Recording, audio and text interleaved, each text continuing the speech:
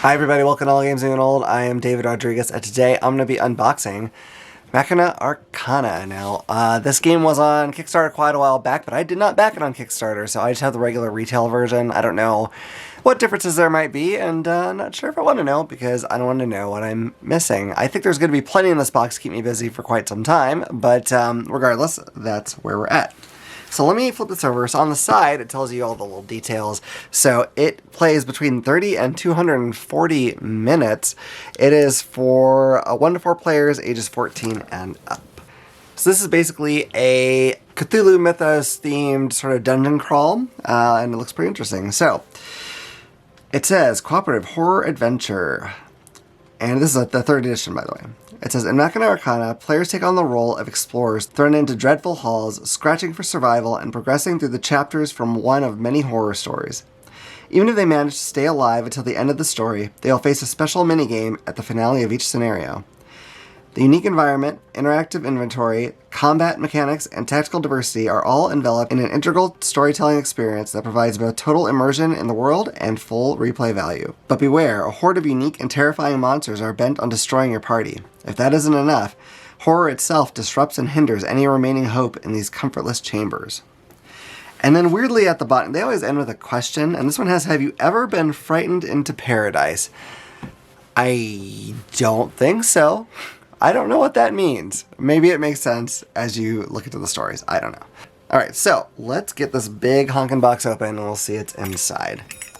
Now, depending on when you see this, I'm hoping this will be resolved, but my Twitter account for my board game channel got hacked, and I have no access to it at the moment. I do think they'll fix this because Twitter is who alerted me to it, but right now I can't get into it, and that's the primary way that I promote my videos, so that's sort of a bummer. But luckily, my friend Angela, Board Game Gran, has very kindly offered to promote my videos for me, so some folks will know that that they're out there, which is super nice. She is, without a doubt, one of the nicest people in the entire board game community, without a doubt. I did interview with her a couple months back, so be sure and go check that out. It was a good time. All right, so let me open this up. I have to tell you, especially since I can't easily promote my videos, I've had a lot of trouble getting over here and getting this unboxing filmed because I recently got a Steam Deck, and that's super cool. It's very distracting. So, yeah, it's been kind of hard to break myself away and take the time to do this, but I really wanted to do it. So there's just not enough time in the world, you know? There's too many things I want to do. All right, so here's the instruction manual. And let's see, this is the table of contents back here. And so it looks like the actual rules are 29 pages. So, you know, pretty chunky. There's a cool, like, I don't know, witchy looking lady. I don't know what her deal is. I don't know if she's a good guy or a bad guy or what she is. But it looks cool. I like that art. Pretty neat. Okay. So, a lot of pages, as is pretty typical of a dungeon crawl, I think. But lots of cool pictures as well. Lots of good examples, it looks like. So I haven't heard specifically how well or badly this book is written, so hopefully it's pretty clear, or hopefully I can at least find information online if it isn't, but we'll see. Alright, so here is, it's the guidebook, which I'm going to guess maybe is scenarios, but I'm not certain, so okay, so I'm going to see if it, yeah, so this looks like it has story stuff, so I don't want to dwell on any of that too long. But it probably shows you how you set up your board and all that sort of thing. So, oh wait, what's this? Oh, how cool. You can scan that and it has a soundtrack, component database, that's neat. There's a Facebook group. I don't know if I'm in the Facebook group or not, I'm not sure. And a YouTube channel, so I didn't know that, so that's great. I may have to check that out because I'm sure there's some great info on there. So here, it looks like, might be, yeah, player aids. So there's several of these, just big sheets. There's a lot of information, again, as you kind of expect from this type of game. Not a big deal. All right. Okay, so here we have a variety of tokens, and some of these are standees. So we'll have like some of the bad guys, the Dole, Ran, Tagoth, oh boy, Asadagoa, Shoggoth. There's all kinds of stuff that you might recognize if you have played Cthulhu Mythos games before. here's some characters. I don't know if these are the ones you play or if they are some other role in the game. Okay, pretty much same on the back. Here's more monsters and characters. There's that witchy... I'm guessing this witchy gal is one of the playable characters. I'm not sure. I like her character design. That's really cool. They all look nice, though. So, not sure what all these are, but I'm sure we will learn that as we go on. Okay, I have... Oh, boy. Oh, boy. This is kind of hard to get out of here. Okay, so this is going to be, I'm guessing, a horde of room tiles. So, let me get into this, and I'll see what these look like. I'm trying to be really careful here. Actually, shrink wrap the silica gel pack in there with it, which is probably really smart, but I don't think I've seen that done before. So, I hesitated on buying this game several times, probably including during the Kickstarter campaign. I don't remember exactly what made me decide against it. It might have just been money. But, as you saw when I talked about the amount of time, it says for 30 minutes to 240 minutes. So, I'm guessing 30 minutes has got to be pretty rare. I'm not sure. But 4 hours, that's a long game. And I like long games, actually, a lot. But they're very hard to play because of my life. I'm sure many of you can relate to that when you have kids and other responsibilities. It's just hard to play a long game like that. And I even already have other long Cthulhu Mythos kind of games. You have Arkham Horror, Eldritch Horror, Mansions of Madness can be long depending on your scenario. So it was kind of one of those things where, well, do I need something like this? And that, still, I will not know until I've played it. But I kind of decided that, yes, this is another long Cthulhu game. But there is a chance that I will like this better than some of the other ones I have. And if that's the case, I don't have to keep all of them, you know? I can get rid of any if I decide that some of these are better. So, one thing I noticed about these levels is that, I mean, it really almost does look like a D&D kind of medieval dungeon kind of thing. Like, it's not like Mansions of Madness where you have all these, like, very kind of obvious rooms that would be in a house or something like that. So, that's kind of different. I don't know if that, you know, if it just makes sense because of the storyline of the game or what. But just so you know, that's kind of the areas that we're traveling in here. Okay, so I'm not sure what this is, but as you can see, it's a dual layer board. It keeps track of various things. I do not know what they are, but okay, that's fine. All right, so here, I'm gonna guess these are player boards. I'm not sure if I'm holding these right side up or not, but I'm assuming you put like a player card in here, and then these will keep track of various other things. I may be holding those upside down. I really don't know. Okay. So this has something to sort some stuff into. Looks like another one over here.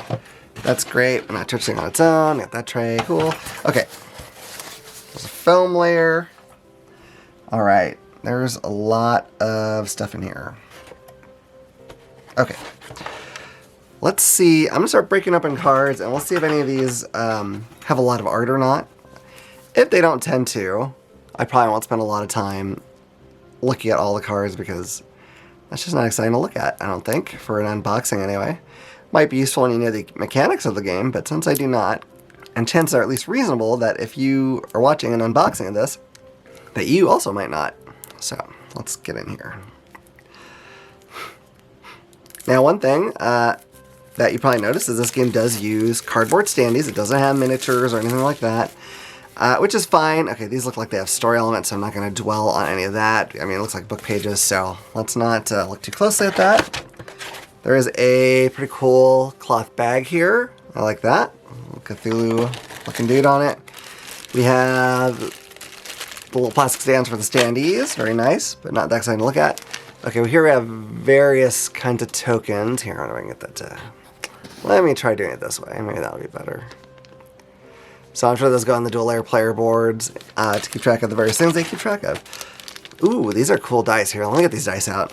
These bear a closer look, I think. You know, I'm just going to call this out right here. If you've watched one of my videos and I've had not a bunch of stuff like right on the table, you've probably noticed that I've got some like dirt and grime in my my neoprene mat here, and I gotta be honest, I have no idea how to get rid of that. I've tried a variety of things to get that stuff out, but I don't know. So if any of you have good cleaning ideas for a neoprene mat, let me know. I've tried lint rollers, thinking that maybe that would be helpful, but not really. It's good for the cat hair, because now my cat likes to get up on the table, but these are really cool dice, aren't they? Oh, I just like them. They're really cool.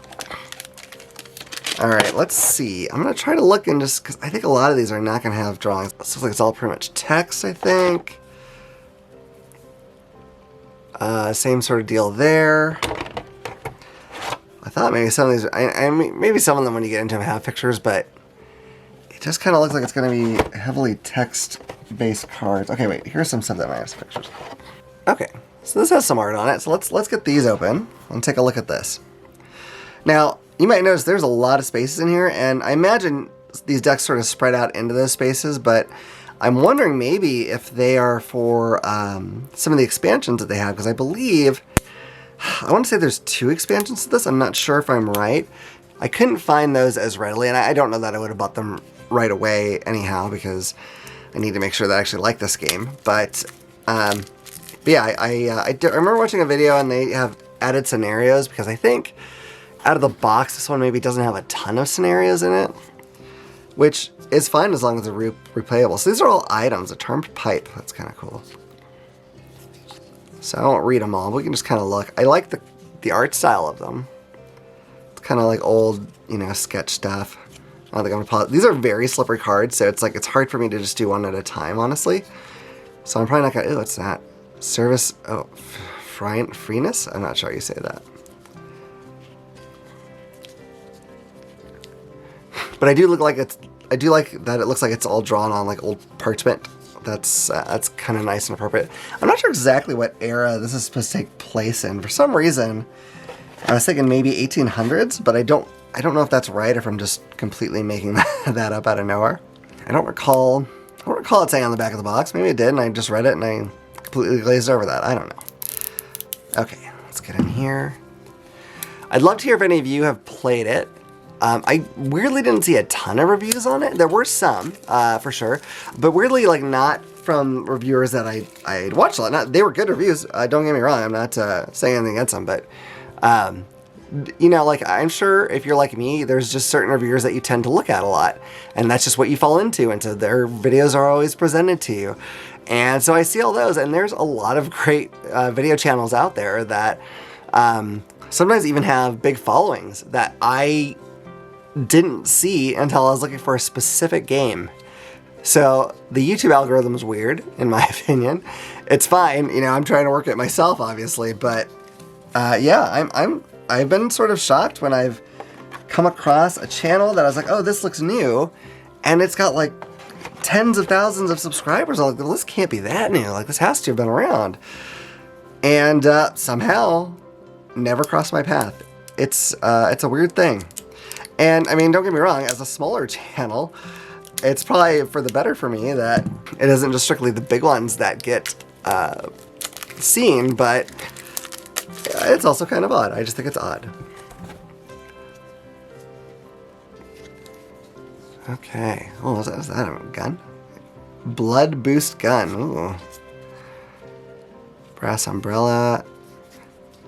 So yeah, this looks like mostly weapons, which is cool.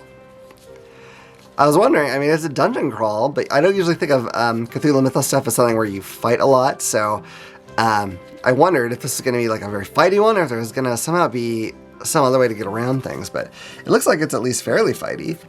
One last little pack of items. So what I'd love to know is what, if you play Cthulhu Mythos games, which I'm guessing maybe you do, or at least you're interested in them, if you're watching this, what is your favorite that you've played? For me, I think it's still Arkham Horror 3rd Edition, the board game, and not the card game. The card game is also good, but I feel like the board game feels more epic. And 2nd Edition was my favorite game of all time for a while, and then 3rd Edition came around, and I don't see myself going back to 2nd Edition. Unless someone really wanted to play it, I would play it again, but I'd rather play 3rd. But yeah, I'd be curious to know what your favorites are. Also really love Mansions of Madness. What a great game. Okay, so I think I've got that all. So that's it. That's a lot of stuff, and I'm gonna have to figure out what it all is. But that is my unboxing of Machina Arcana. So let me know if this has spurred you to go and take a closer look at this. I'd love to find out about that. or, you know, if you're just more interested in playing it than maybe you had before. I don't know how well known this game actually is, so, you know, if this is your first time checking it out, I'd love to hear that too, because, you know, I think it's always kind of fun when I can expose someone to something that they haven't seen before, so that's great as well. So anyway, I hope you've enjoyed this video. If you have, please hit like and subscribe and click the little bell icon so you can know about the next time I put out a video. Otherwise, look forward to see you all around the table again at All Games New and Old. Bye.